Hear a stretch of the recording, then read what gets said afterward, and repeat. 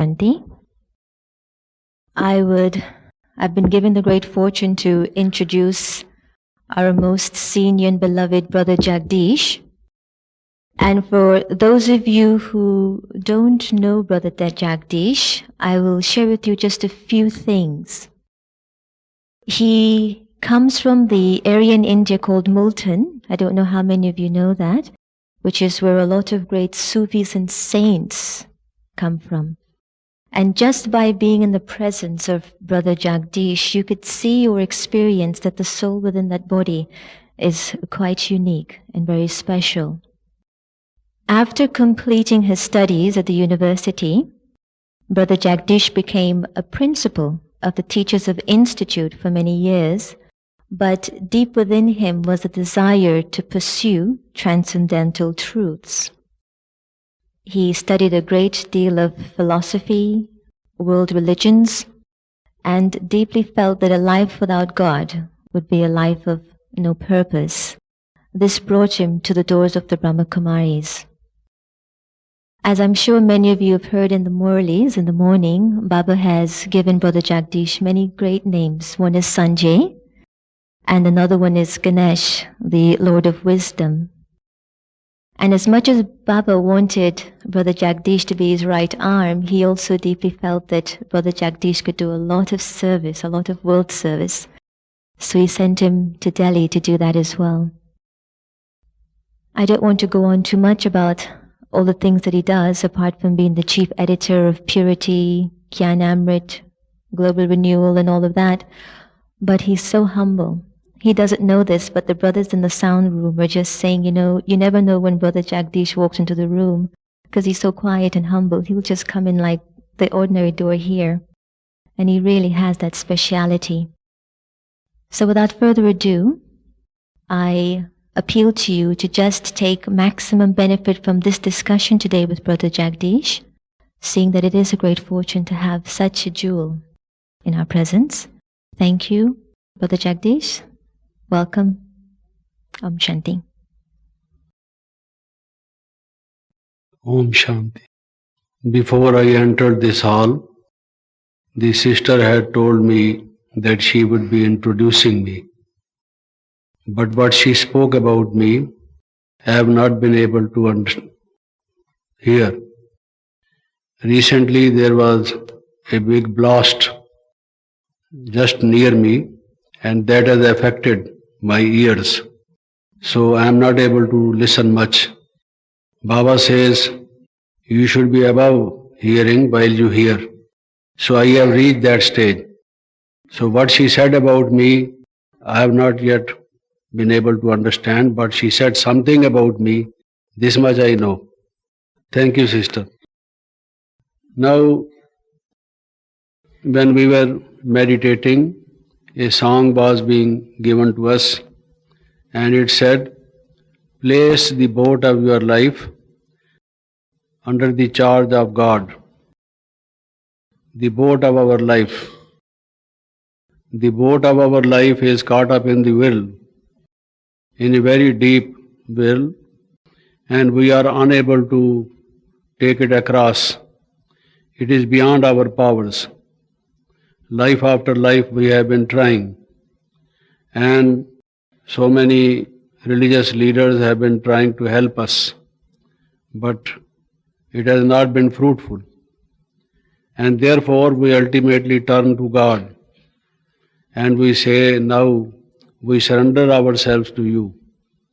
We give our life in your charge, in your hands. Now make me what you would like to make of me. So this is what the song was saying. And during my last two talks at Gyan Sarovar also, I had said that this is very essential.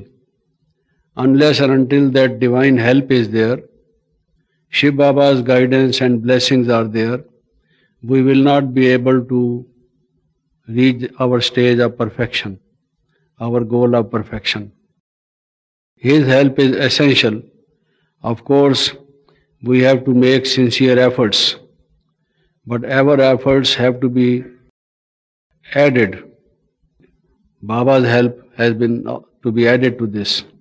then only we can attain our ultimate goal. But as someone has said, an English poet, art is long and time is fleeting, and the grave is not its goal. Dust thou art, to dust returnest, was not spoken of the soul.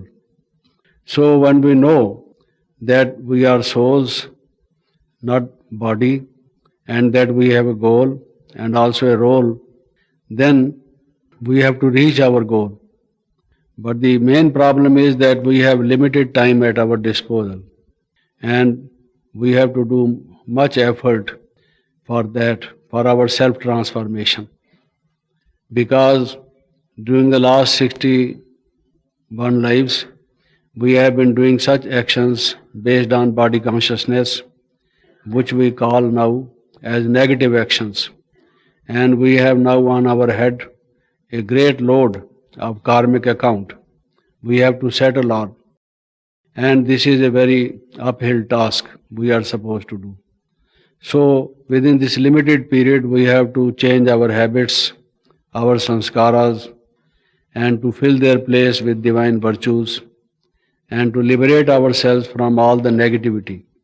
It's a great task, and the time is short. And therefore, we have to walk at a rapid pace, we have to rush up. We have to be in the flying stage, as Baba says. So, today I will be giving some simple hints, some simple tips, which Baba says you must keep in mind if you want to make rapid progress. If you want that your spiritual efforts should take up speed, so that you are able to reach your goal finally, there are some golden principles which he has asked us to follow in order to accelerate our speed. Now, one of the things is that we know that when a person is in need, if we help that person becomes obliged to us. Suppose someone needs money, and in the hour of need, if we give some money to that person becomes grateful, thankful, and feels that he is under some obligation because we helped him when he required our help. Now, he had some need, and in order to fulfill that need, our help was essential. But is it that God needs something? Does God need anything? We say God is perfect. He is the giver. He doesn't need anything. You are right, He doesn't need anything. But still I would say He needs something. What does He need? Because He wants that the message should go to every child, even in the remotest place where a human being is there. He loves His children so much that He wants not a single child be left who has not received His divine invitation, His message, some gift from Him.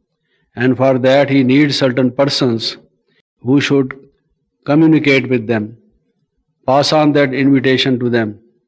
And these persons, He wants to make them as His instruments, but there are certain conditions. He wants those instruments who are purified souls, who are making efforts to become pure, who can meditate well, who have realized Him. He wants such kind of instruments. They only are the fit instruments for conveying His message. As a country appoints its ambassadors, which are qualified for that kind of diplomatic work, so also God needs such persons who are holy, pure, and they are yogis, and they have the will, the compassion, and the will to pass on this message to others. So He needs, this is one thing, He needs persons. Then beside the persons, He needs many other things. Not only that He needs one thing, we have our own kind of needs. God does not have that kind of need, but He does have needs. Now, if He wants to give message, then the children would say, we want to know more about it. There should be some place where they should come. They can sit comfortably, listen to the discourse, have 1 week course, practice meditation in a congenial atmosphere. So he requires centers, he requires places which are our Gita Pathshalas, our sub-centers or centers. So those children who become instruments to convey his message, to pass on his invitation, he needs such persons. So he makes this announcement needed, like we have advertisement in the newspapers, in the Murlis, which is many things in one. He announces, I require children, serviceable children. What does he mean by serviceable children? Those children who can go to even the remotest places, even on North Pole and South Pole, where some people have gone and stay. They can go to any place and can give Baba's message with love, with compassion, with some sort of realization, so that they can make others have that feeling. And he wants certain places, if some people can donate some buildings or hire some buildings, or even in the places where they dwell, they can spare a room or two where people can sit and listen to the godly knowledge. So he requires places. Then the people would say, we want to know more, give us some literature. So some literature has to be printed for the children. And then they would say, we want to have certain functions where we want to invite people. So you have conferences, seminars, gatherings, or retreats, whatever you may like to call them. So there should be some people who are able to write, to get printed, to distribute. If there are many things which he requires, which he needs. Children who prepare the bhog with great love for Baba in a stage of meditation, so that those who take this bhog, their mind becomes purified. So even preparing bhog, you see, some children are required, some kitchen is required, some utensils are required, some material is required, so many other things are required. So if you just make a list of what God needs, there are so many things which God needs. But all these things, as I said earlier, He does not need for Himself. He needs that also for us. And if we can give our little finger, we can make a little contribution to any of these things which God needs, then we become God instruments in one way or the other. And without becoming God instruments, we cannot attain the goal of perfection. Mind it, however best you may study, listen to Murli daily, go to the class daily, get up at Amrit Vela daily and practice your meditation. Follow Baba's Shrimad, which has so many things, one of these being what I am saying. So, but if you do not become instrument, you only take and take, you don't give, you see. Because then that does not become a mathematical equation. You have to give. Give something, then only you can take. You may give very little and you will get so much for it. But you have to give. If you get knowledge, if you are taught meditation, if you are explained how you can have divine virtues in your life, but you don't explain it to others, don't ask them to be virtuous, you cannot make them purified, you are not in return passing on this treasure to others, sharing this with others, God stops giving you. You may have knowledge, but you won't get the happiness out of that knowledge. Just as some people have money that lies in banks because they don't spend it, they don't use it. And when they die, there are so many fixed deposits they have. In their lockers, they have so many gold ornaments and certain papers showing that they have so much money. They know how much money they have, that's all. But apart from that, they have no other happiness which a person can have by spending the money, by giving it to the needy people, by giving something in charity, you see. So he is not benefiting from all this.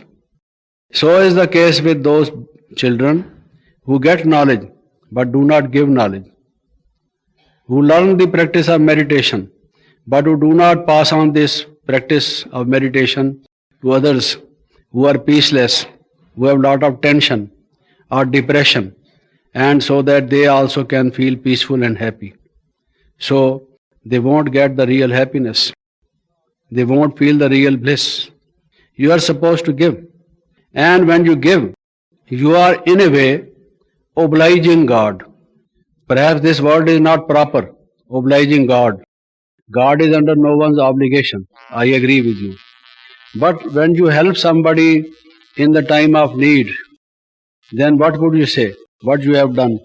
And how does that person who is at the receiving end, he feel? He feels that he is obliged because you helped him in the time of need.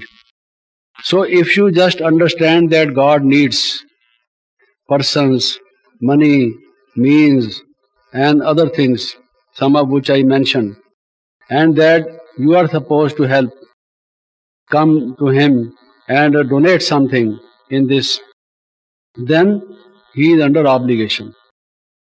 Don't use the word obligation. If you have another more appropriate word, replace it by that word. But God also feels that he has to give something to you because you did something for him. So he also feels that he has to do something for you. And Sakar Baba used to give this example very often. He said, I have given myself to Baba, Shiv Baba, and I am the tenant. Shiv Baba is the landlord. I am the landlord. Shiv Baba is the tenant, you see.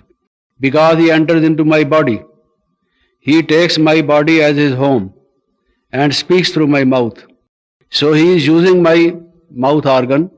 He is also using my brain. He is using my body. So I am the landlord and he is the tenant. As the tenant has to pay to the landlord, God will also pay. He used to smile and explain that God is under the obligation. This is within bracket. I am using these words. He did not use the word obligation. He only said that God has to pay. And he does not pay me little. He gives me so much. He gives me the whole heavenly kingdom for that. Just because I gave my body to him. Because he wants to speak to his children. And my ears being nearest to my mouth. So I am the first to listen what Shiv Baba speaks. When Shiv Baba comes into my body and he begins to address his children, my sweet children, my beloved children, I am the first to listen, he says. Because from here to here is a very short distance. Others are at some distance. This is the nearest person. So he said, I listen. So this is the first benefit I get. He actually comes to give you. But in between you and him, I also get, you see. So this is the privilege he got. And besides that, he said he would pay me the hire, the rent, the lease money, because I gave him the body. So imagine, when you give a room from your house for holding a class, when you take some money out of your pocket and contribute it for the well-being of the humankind, so that something should be published to be distributed to others, so that they can also be aware of what Baba is saying, how much they will bless you, and how much Shiv Baba will bless you. So one of the ways of making rapid progress is give, give, give. You can't really make a rapid progress if you don't give. God won't give you. If you want to be very wise, he is wiser than you, you see. So we want to have and not to give anything, you see. We think we are very clever people. And though he still gives us, because he is merciful, we are his children, he loves us. Even then he gives us. But he doesn't give us much because we don't deserve that much. Because we are not sharing it with others. So many laws of karma have been given to you. The philosophy of karma, the philosophy of action and inaction. What is karma? What is vikarma? And what is satkarma? What is all this? But not this law has been given. Which law? Which law? We have been given the knowledge of karma between two or more human beings. When we do some act in relation to human beings, you have been explained that karmic philosophy. But this karmic philosophy, when you give something to God, no one has explained this. Because God does not need anything. And they say God does not need anything. They are correct. But God needs something in confluence age. He does not need anything in golden age, silver age, copper age or iron age. When this period of confluence age comes, God needs. You also don't need everything every time. Certain things you need at particular moments. So God also needs certain things when the proper opportune time comes. And this is the time of Sangam Yuga. In Sangam Yuga he needs. And therefore if you help him, he gives you so much. So is it mentioned anywhere in books on karma philosophy that human beings give to God? They say God gives to human beings. Human beings don't give to God. They say that God creates the golden age or God created the world. They don't know that God created the world by making human beings their instruments. He creates the golden age through human beings, through his children. He makes them his instruments. This is nowhere explained. God created Adam and Eve and so on and on and on. But that world was created by God through other human instruments is nowhere explained. This is for the first time which is revealed to us that when God establishes the new world, he makes certain fit instruments. So if you want to make rapid progress, one of the most important noteworthy point is become an instrument. In whatever capacity, whatever be your ability, whatever be your choice, whatever is your speciality, in whatever you can or whatever is your capacity, become an instrument.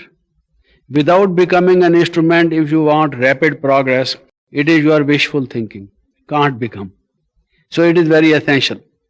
And I said, it is the need of God and he is obliged and he gives you so much in return for it. The scientists nowadays are writing so much on space and time. Space and time. What is time?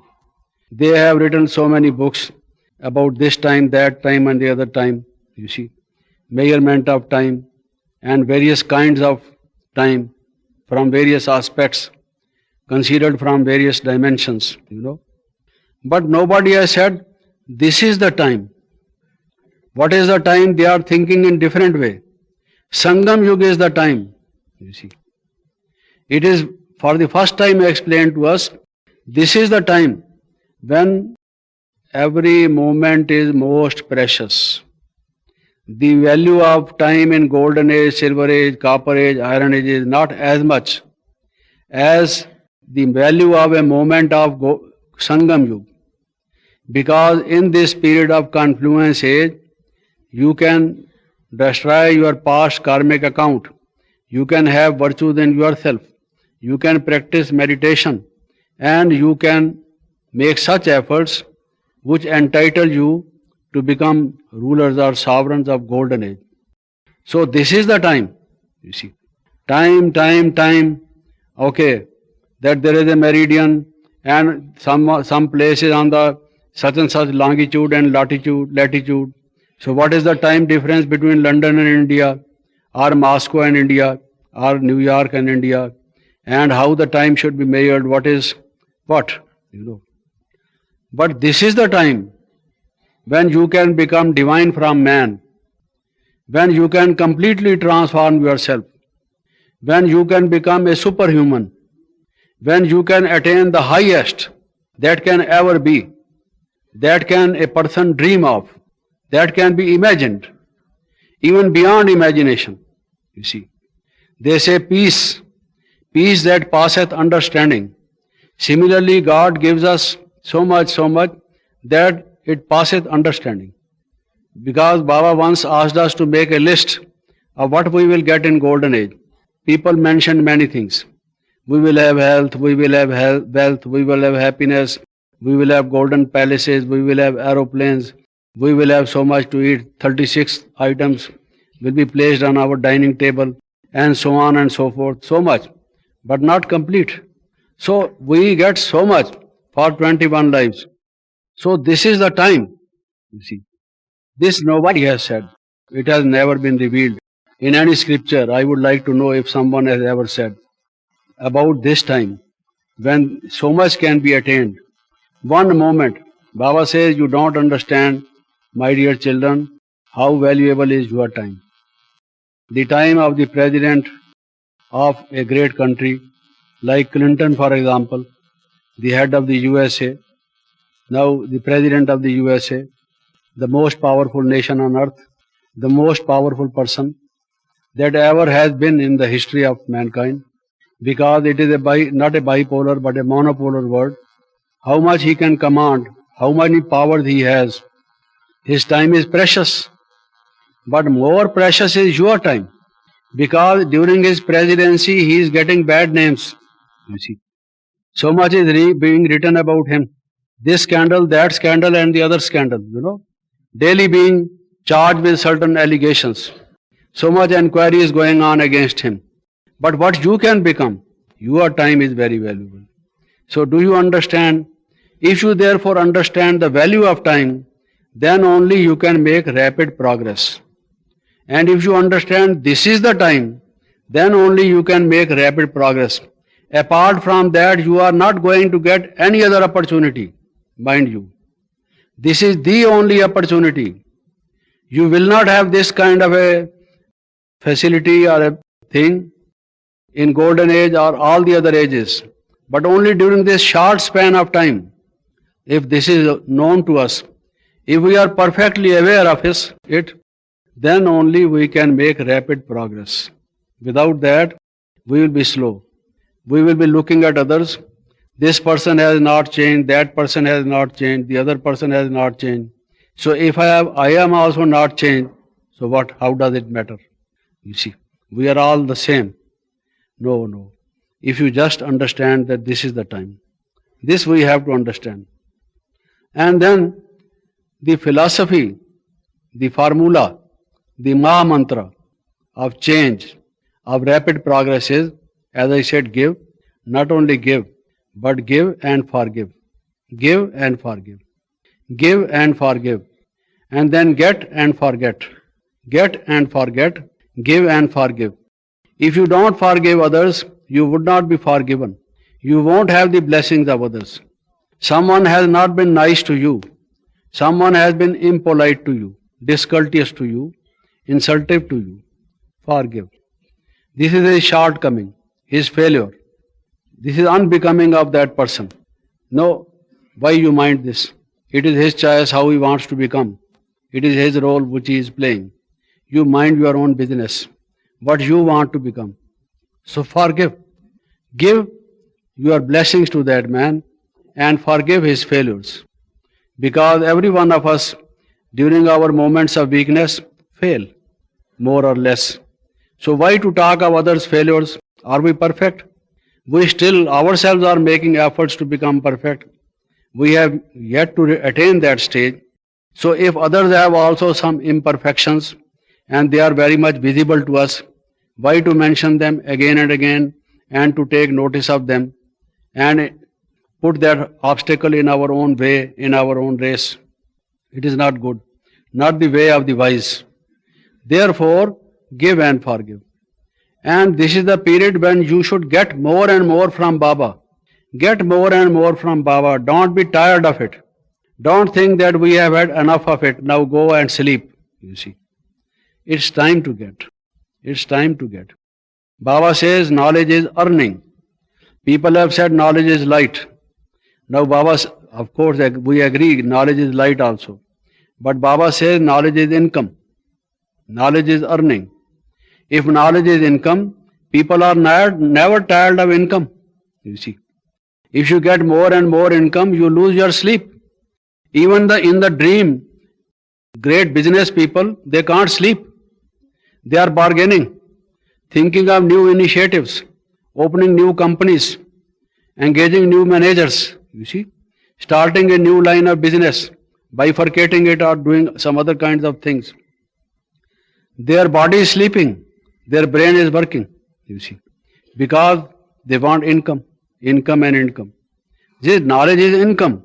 So Baba said anyone in the class is sleeping, you see, sleeping in the class because he does not think that this Murli which is being given is a source of income, you see. You tell him, oh brother, income, income, you see, you will see he wakes up.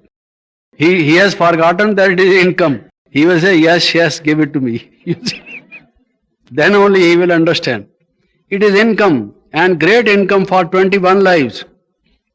It is not this kind of income. How much has been the devaluation in certain countries? You know, in the states formerly that were in the USSR, I think 4,000 times. When I went there to Russia for the first time, 1 ruble was equal to $2. And now I think $5,000, 5,000 rubles is equal to $1. How much is the devaluation? Similarly, how much has been the devaluation in Indonesia, in Thailand, in many other countries? So also in India, not that much as in some other countries, but devaluation. You earn and then by certain events which are beyond your control, the money gets devalued, you see. So you have money, but this money brought you worry instead of happiness. But here, by means of this knowledge and virtue, you get that kind of income, that kind of earning, you always are happy, you see. You have so much, uncountable, immeasurable, you see. Mathematics fails, computers fail there. It is better not to keep computers there because even otherwise also 0, 0, 0, 0, 0, 0, 0, 0, 0, 0, 0, 0, 0, 0, 0, so many zeros, you will say, oh, give it up, you see. Because you have so much money, you see, more than you can even imagine. So much is the income. Then can you sleep? Can you sleep? You can't sleep.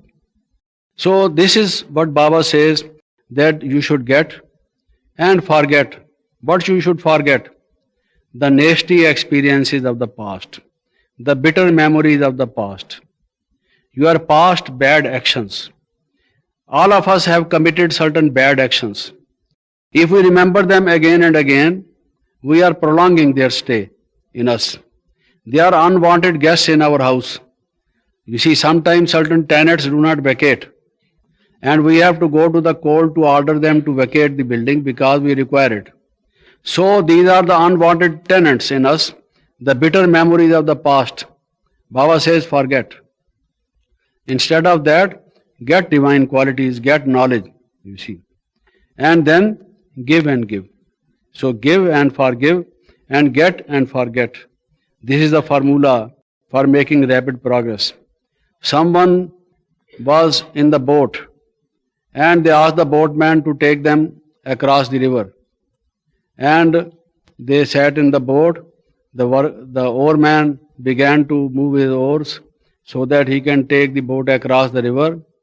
For hours and hours they moved, and he should have moved much earlier and reached the other bank of the river, but didn't.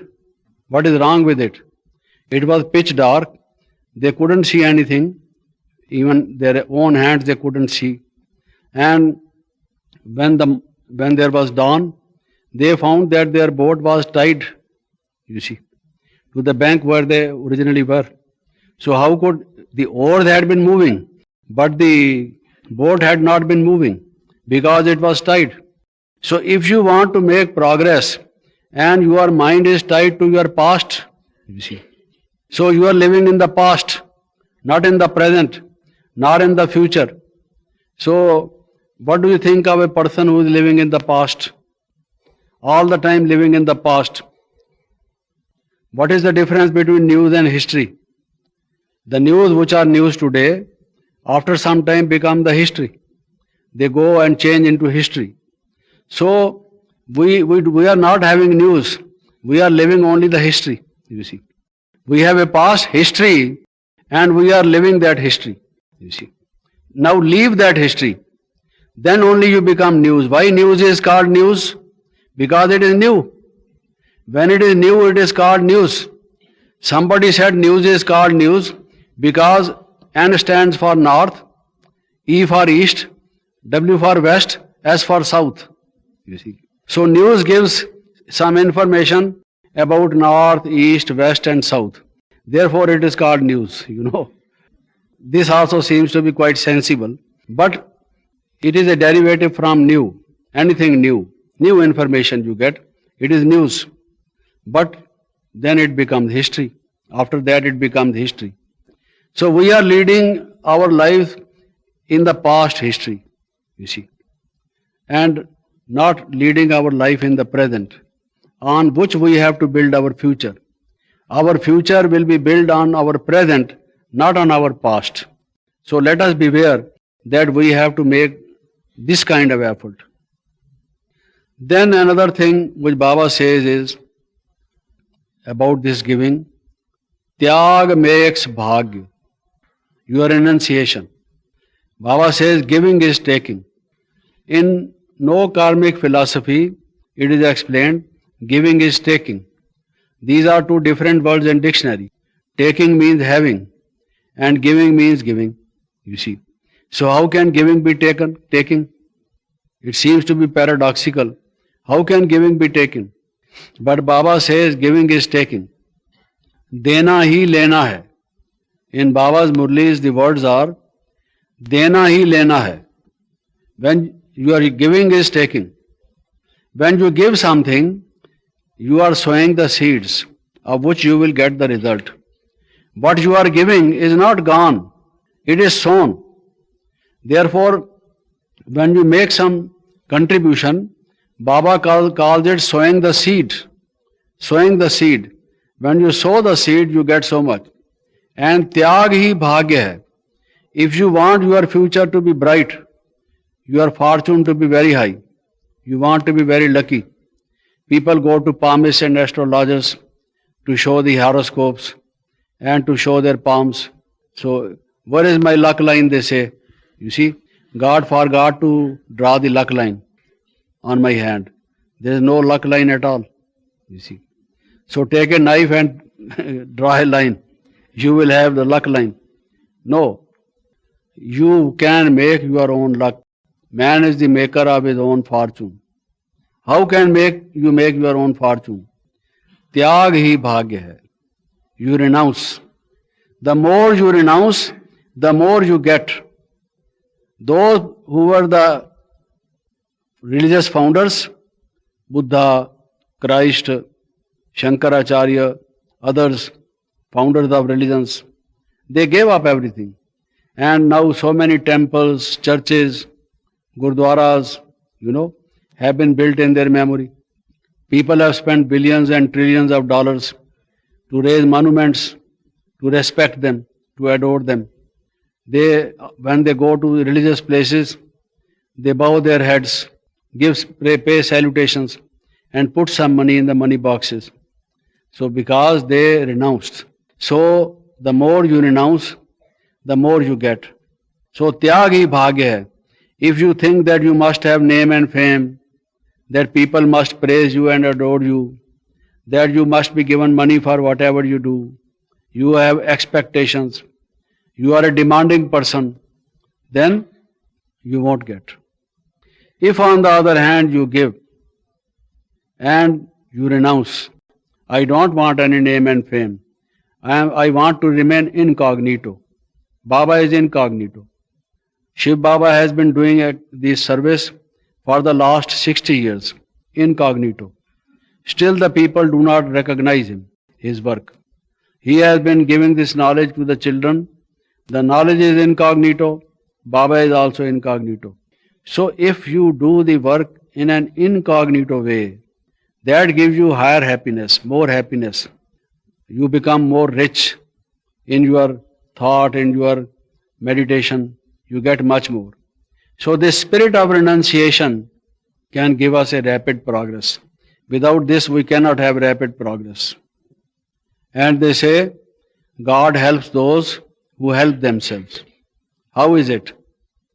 How is this saying justified? God helps those who help themselves. Who help themselves? Because when we give some place to open a center, when we contribute some money for the propagation of Baba's knowledge, for educating other human beings, when we become instrument to pass on the message, when we give something, actually we give it for our own self. Because the golden age that will be created, we will be benefiting.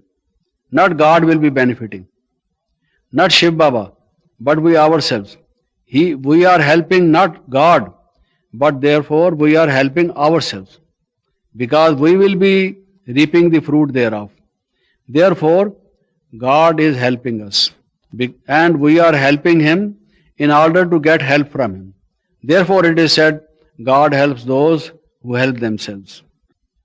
Then Baba says, if you want to make rapid progress, how can you make rapid progress? An inner change has to come. The transformation has to start from within. Without transformation from within, you can't make any progress. It is a spiritual progress, not any material or gross kind of a transformation. And in spiritual progress, two things are important. You committed the crime. You did something wrong. He becomes guilt conscious, you see. Even if the police does not know about him, they have not yet been able to trace the culprit, and the people are unaware. His relatives also do not know, but the conscience within knows that this person has committed this crime. So, if we are not introvert, we do not listen to the voice within.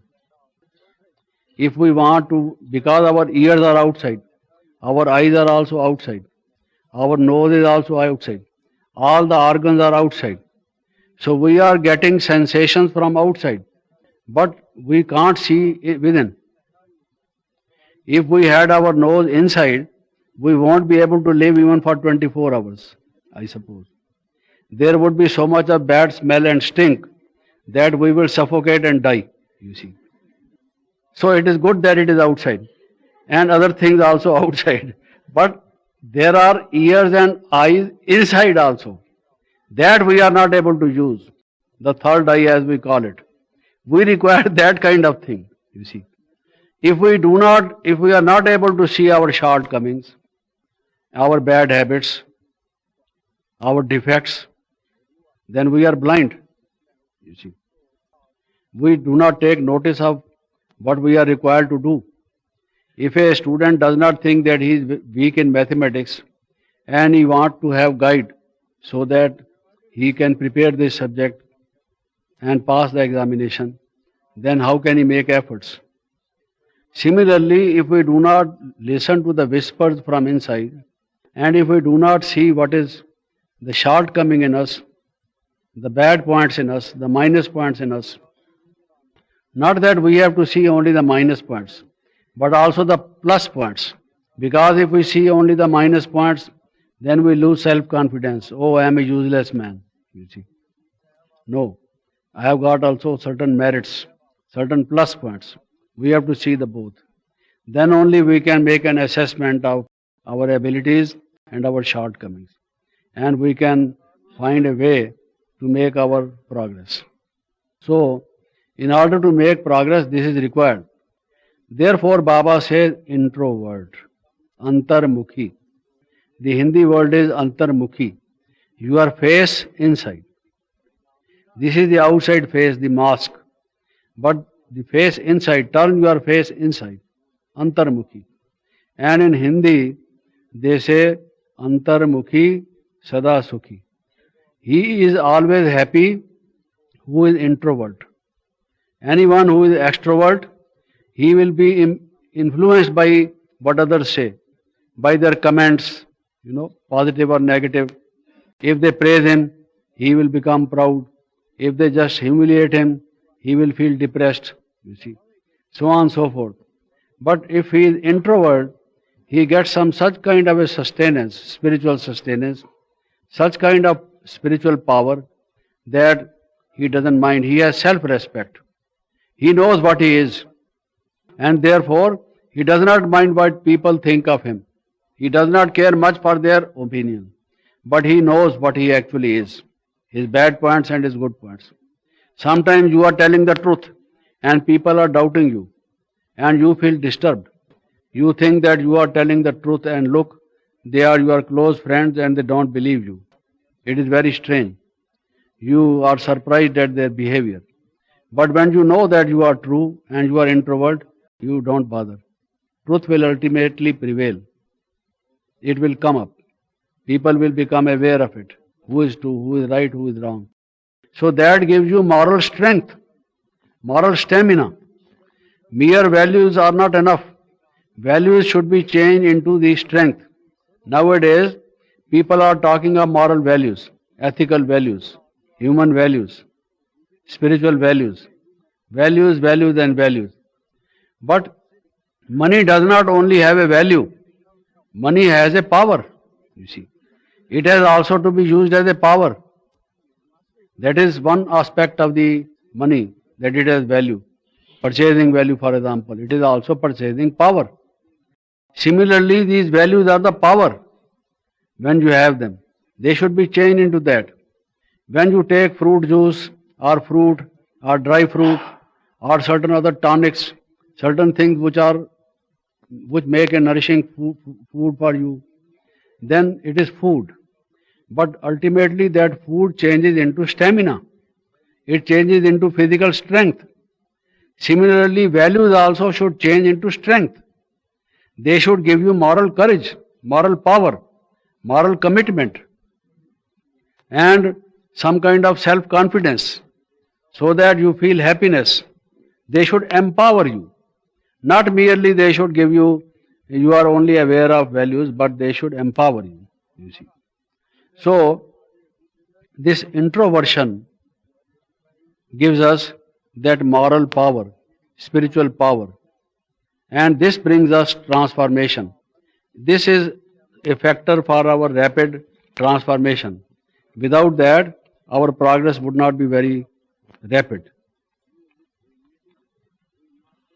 Then we not only want to do certain things, but we want to do great things. Very high class things. Very often we say, Baba did this miracle. What a wonder Baba did. Sometimes when things are successful and the success is so high, beyond our expectation, we say Baba did the miracle. Just see the wonders of Baba. We also want to do certain wonderful things. It is the nature of a human being that he wants to become extraordinary, not ordinary. Wants to attain some excellence, something beautiful, something high class, something perfect. At least he wants to do some acts, if not many, in his life, which give him the satisfaction that his life was worth living, that during his life he achieved something, he did something which was great. People may not recognize the greatness of what he did, but if he really in his mind feels that he did something very useful for the others, very memorable, very high class, then it gives him more happiness, you see. So we also, in a way, if we say, want to do some miracles, wonderful things. And you know of Aladdin's lamp, you know. Aladdin's lamp. Baba also talks of in the Murli. Aladdin lamp. Now Aladdin, those Arabian Nights stories. Aladdin lamp. Now Baba says God is Allah. Mohammedans call God as Allah. So Baba interprets in a different way. He gives it as an analogy, as an anecdote. He says God is Allah. And God established the first religion. Religion is called the Deen. In Persian, in Arabic, in Urdu, religion is called Deen.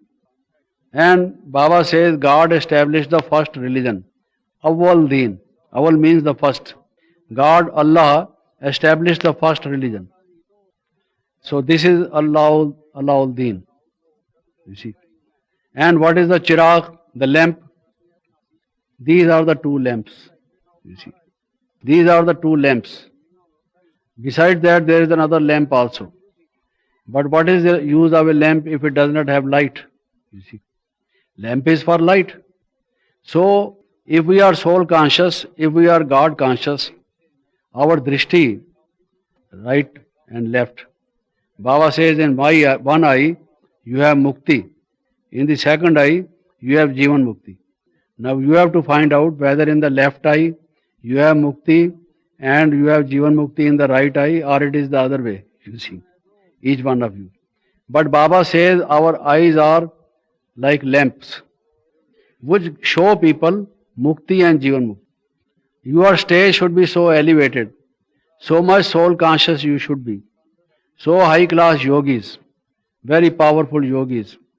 You should give such vibrations of yoga, you know. In the year 1971, I was giving a talk on yoga to a group of persons in New Zealand.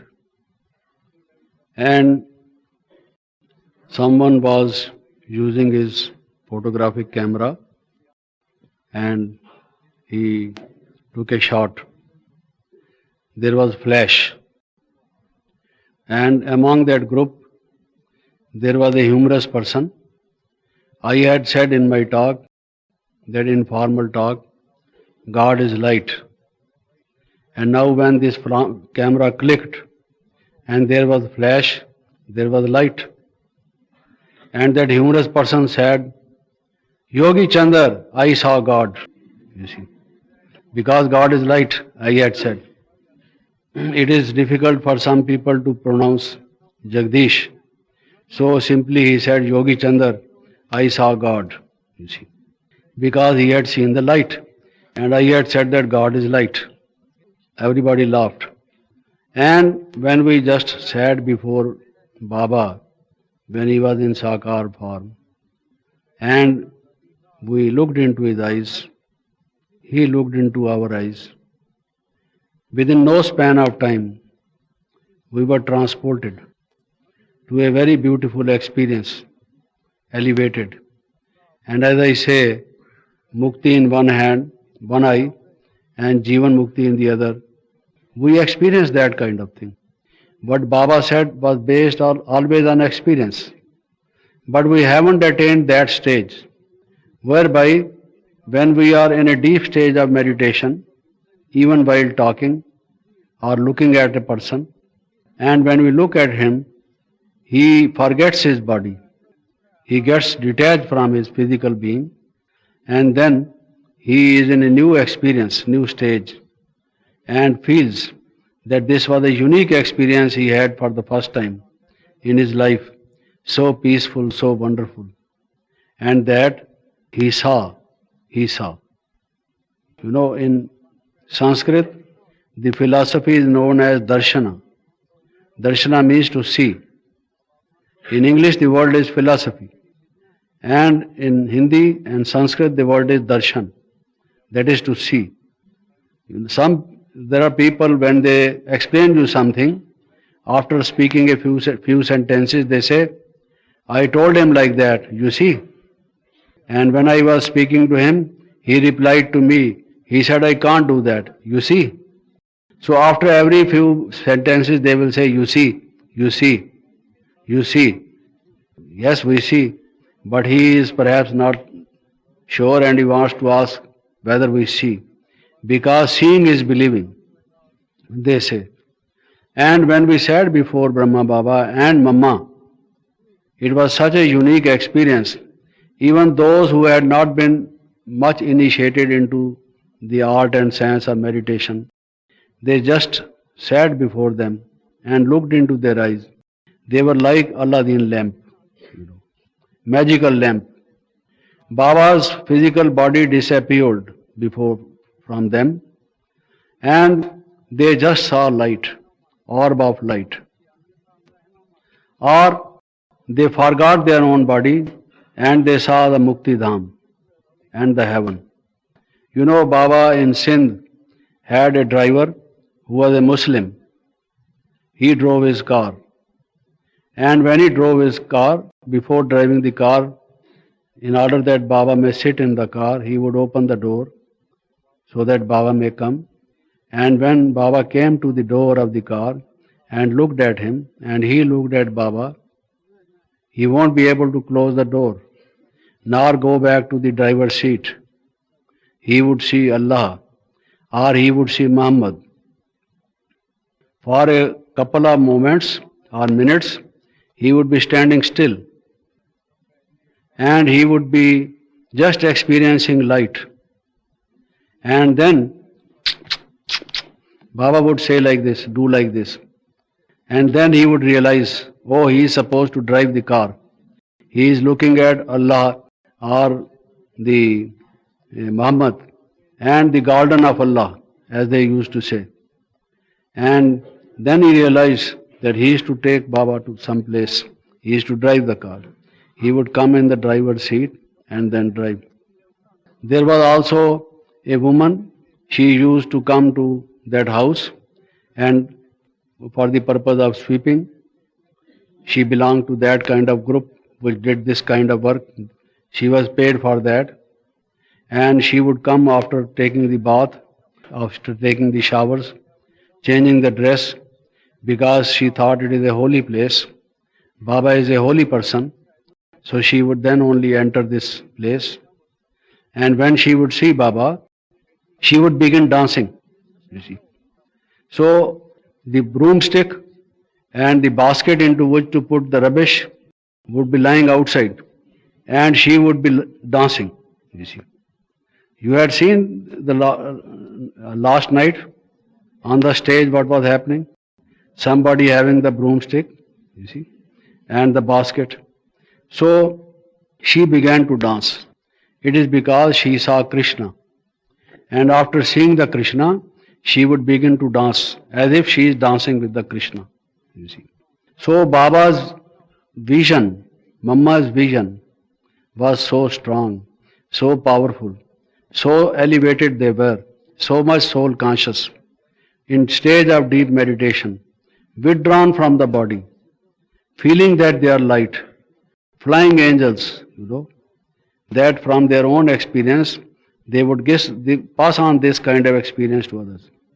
But we, on the other hand, much of the time are talking, you see, are doing certain gross things, not paying much attention to introversion, going inside, experiencing this kind of thing, so that this work of transformation of the self and of transformation of the others takes speed, becomes rapid. So Baba says this Aladdin lamp, you can become like Aladdin lamp. Try to become like that. This is way of becoming better instrument and making rapid progress. Then Baba would explain the lamp in another way. You know, at the traffic crossing, we have the red light and the green light.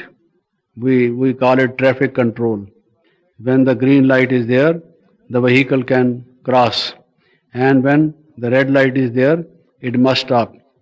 If one does not observe the laws of traffic, then there are accidents. So, the green light and the red light, in this case, in the case of our thoughts, the traffic of our ideas, our thoughts, the vehicles of our thoughts running at high speed. Now, what we should think, what vehicle should pass, which side the traffic should go, which side it should not go. If our brakes are loose or broken, then we can't stop our vehicle. It will crash into another person's vehicle and there will be accident.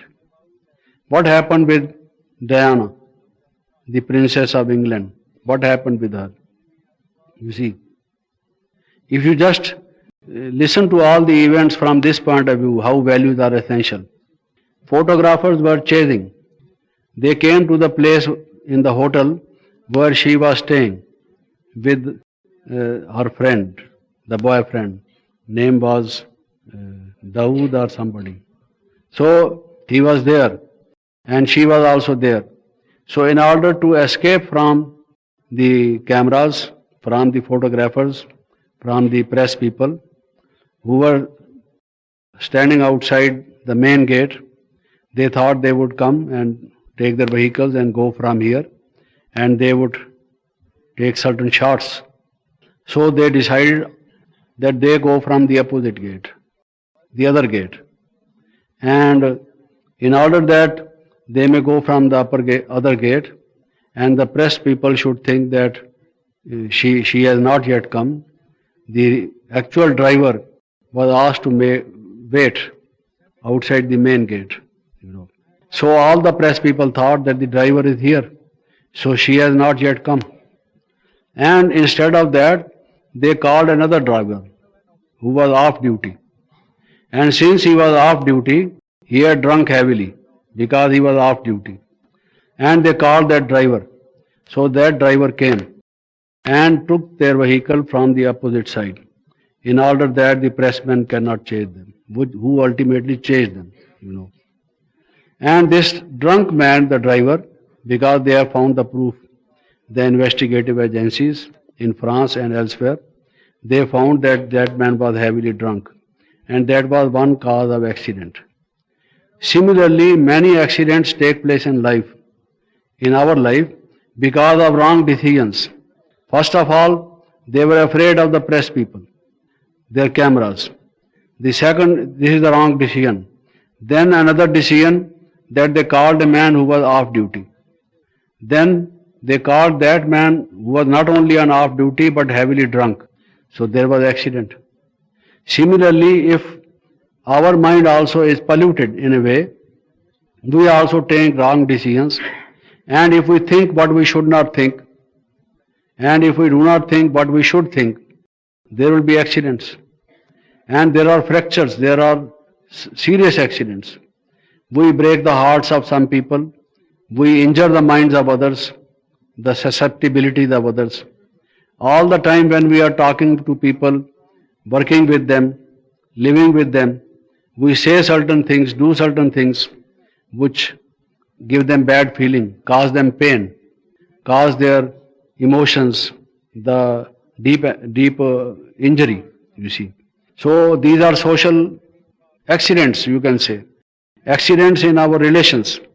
Another kind of accidents, not the road accident, but other kinds of accidents. These happen when our such thoughts are there, you see. So if we do not obey the laws of traffic, in our case also, we must know what kind of thoughts we should have, what kind of thoughts we should not have. Baba says, you must do positive thinking, you must not do negative thinking. If still we do the negative thinking and not the positive thinking, there will be accidents. And if there are accidents, can we go to heaven? Can we go to the golden age? You have heard of many people who do not have proper documents of travel. Recently, I went to Moscow and I was waiting for my turn at the immigration. And there were some other Indians also, some people from other countries also, ahead of me. And when they reached the counter, their documents did not, fulfill the requirement. And they were asked to stand aside so that other passengers have not to wait, they can go. And their travel documents were not clear, you see. So they were confused, they were afraid. And very often we know that if their travel documents are not proper, they are deported from the airport itself. And if someone does not have certain kinds of certificates when they go to particular countries, for example, if you don't have the yellow fever certificate, you won't be allowed inside the country because you may cause infection. So what is our travel document? The divine qualities, the virtues. If we don't have the divine qualities and the divine virtues, we can never think of going to heaven. And if we have got these negativities, these bad habits, these shortcomings, then we cannot be allowed to enter the gates of heaven, because we will cause infection there also. You see, infection of our bad habits. You see. So in golden age, no one is going to allow. They will say, get out because you don't have that yellow fever certificate. You see, go and get it. Without that, they will put us in the quarantine for 3 days. You see, then only we can be allowed. So, if we have that negative thinking instead of positive thinking, not to speak of our rapid progress, we cannot even dream of entering heaven. The best thing, therefore, is that we obey the laws of this traffic, namely the positive thinking and negative thinking. And Baba says, the first thing is realization. You must understand that if you have these negative thoughts, these will certainly cause accidents. You are daily doing accidents. Actually, we are not fit to drive. In our pictures which we use for illustrating our spiritual knowledge, we have a car and a driver. And we give the analogy of the car and the driver, and we say that this body is the car and the soul is the driver. But if the soul is the driver, the soul may be a good driver or a bad driver. Either it will cause accidents or it will take us safely, you see. And if you just are serious, think over it sincerely, you will find in 1 month an average person, if not 30, then at least 13, if not 13, then at least 3 accidents are caused by our sight, negative outlook, negative attitude, negative speech. We are harsh to some people, impolite to others. We hate certain other people. We shout at others. We are angry with some. We are not on talking terms with somebody maybe. Or some this thing, that thing, or the other thing. One or the other bad habit is there. And because of that, we are causing accidents. And if a person runs away from his country into another country, and the country from where he has run away, they declare that he is an offender, and they inform the Interpol that wherever he may be sent back to the country, because he is a declared offender, a criminal, he will be sent back, you see. So when we have committed so many crimes, committed so many accidents, injured the mind of so many people, made them weep, made them feel sad, made them feel unhappy, we have caused so much injury to their emotions. So to say, we are criminals. And if we are criminals, and Dharmaraj tells us that we are, you see, offenders, declared offenders absconding from their country, Interpol, beware, and wherever this man is found, send him back to our country. So we cannot go to heaven. Therefore, we must make rapid progress. And for making rapid progress, one of the things which is important is, we must realize that these negativities cause accidents. And when they cause accidents, how can we get the blessings of others? We cannot. And how can we qualify for entering into the golden aged land? There the infection is not to be caused. The documents are not proper. The Interpol is informed. We can't go. Let us realize. And then Baba says, not only realization, but also determination. You must determine that you have to settle the past karmic account. And if you go on adding to your account, still committing other bad things, bad acts, you are adding something to it, then how can we call it rapid progress? It is not rapid progress at all, you see. So these are some of the things which we must understand.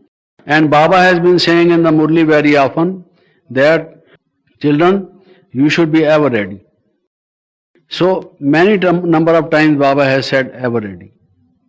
If we want to make rapid progress, keep this world in mind as your motto. Ever ready, ever ready, ever ready. Now we take this world in limited sense. Very often we think that if some teacher or our brothers and sisters ask us for some kind of service, we should not say no. We should give our best cooperation. We should always be ready for it. Perhaps that is how we interpret the word ever ready. But ever ready does not mean only this. This is the limited connotation of the word. Ever ready means ever ready in the field of knowledge, meditation, divine qualities, not only in service, all the four subjects. So if, as we know, you see, the death may come any moment. We are not aware of it. They say death keeps no calendar. We do not know beforehand as to what is our last date in this physical form. So that being the case, we should be ever ready. Ever ready in the sense that we should be soul conscious. We should employ and use our divine qualities only, not use the negative habits and negative thinking, and meditating, soul conscious, and so on. This is actually the meaning of ever ready. Not ever ready in that sense, then we become lax in our efforts. The laziness overtakes us. We have sloth in our life. Our progress becomes slow. If we want that our progress should be rapid, we keep this word ever ready in our mind. Then another thing is, Baba says, don't repeat your mistakes. If you want to make rapid progress, you learn something just after your first effort. Important thing is, first of all, try to avoid mistakes. Don't do wrong things. But if because of the pressure of your past sanskara, you did something which is against the principles of knowledge, against Srimad, then you should not repeat it again. If you take much time to change yourself, then you can't reach your goal in time. Now, let me suppose that there are 36 divine qualities. Very often it is said. In Madhuban we have written somewhere the 36 divine virtues. See, if in order to inculcate one virtue completely in us, it takes 1 year, then how much time we take? And then to eradicate one habit, how much time it takes? If some person says that during the last 10 years I have been making efforts, I have not yet been able to become Krodh Mukt, liberated from anger. Now if I am not liberated from anger in 10 years, how much time I require for other evils? That much time we don't have. So we must learn very quickly, pick up things very quickly, and one of the things is that we must not repeat this. Otherwise, there will be no rapid progress. And another thing is that we have many desires, many desires, unfulfilled desires. And it is not only that certain desires, after being fulfilled, do not give rise to other desires. Instead, we find that after one desire has been achieved, then we have another desire taking its place. So Baba has been saying, Ichcha Matram Vidya. Don't have these desires. Have only divine desires, that I may become a better quality yogi, a person having virtues, one who has got knowledge, who understands Baba's knowledge well, and so on. Have only divine desires, not these worldly desires of material things, of possessions which give you sensual pleasures and such like things. So, divine desires. And we have almost spent our time, and I would just like to close, and before that, just say one or two things. If we keep 4 things in our mind for making rapid progress. One is collection. Let us collect the points of knowledge, the gems of knowledge. Instead of being greedy to collect worldly things, let us consider these as the most precious diamonds or gems and have a collection of them, beautiful collection of them. Similarly, collection of virtues. Similarly, collection of acts of service. Likewise, collection of our deep experiences of our meditation. One is to have collection. The other is correction. In order that we may improve, we require correction. So, knowledge is for correction. Knowledge enables us to have a proper vision as to what is our goal.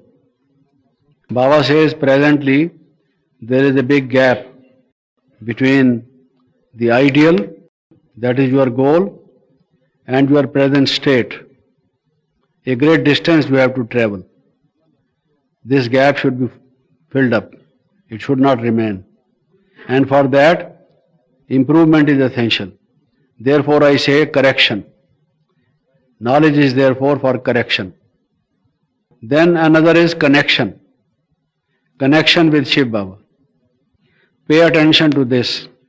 We have so many connections with human beings, but in this we lose the connection with Shiv Baba. We should have connections with others also via connection with Shiv Baba.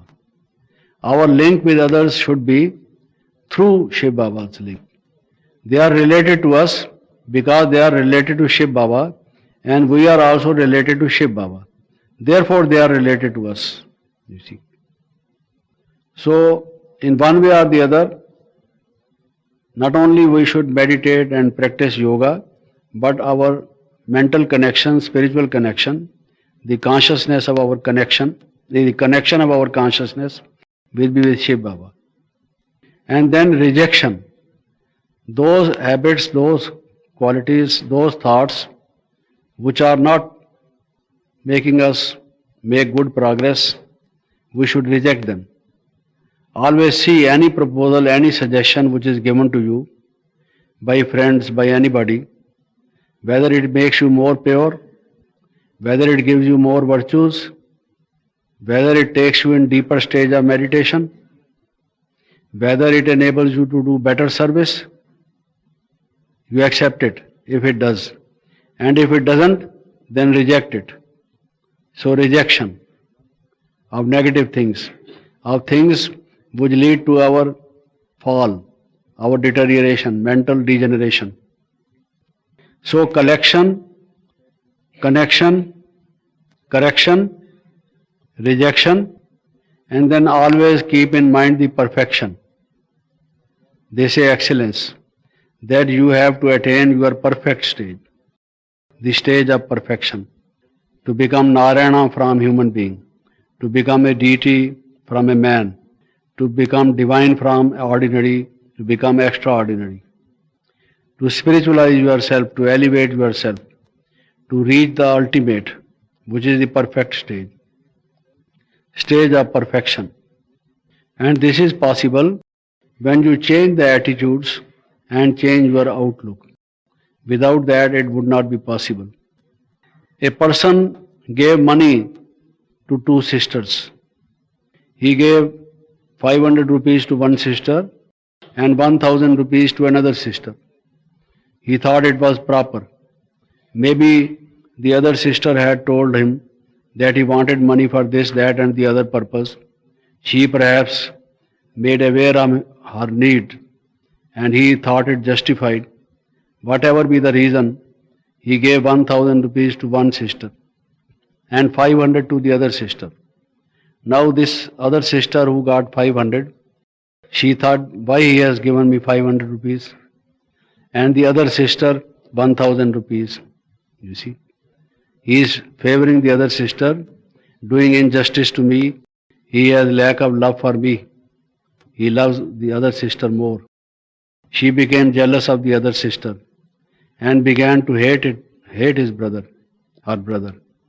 Instead of saying thanks She felt bitter, unhappy. What was it due to? Attitude, outlook. If she had said to herself, after all, he has given me something, whatever he wanted to give me. He gave me 500 rupees, I am happy. You see, he has not taken anything from me, he has given me something. She would have felt happy and said, thank you.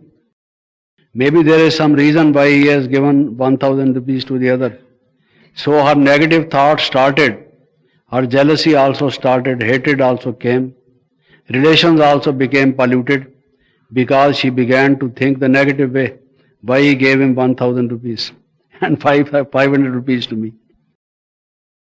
So you will find that many of the accidents, many of the things which make us depressed, unhappy, are due to our wrong attitudes and outlook.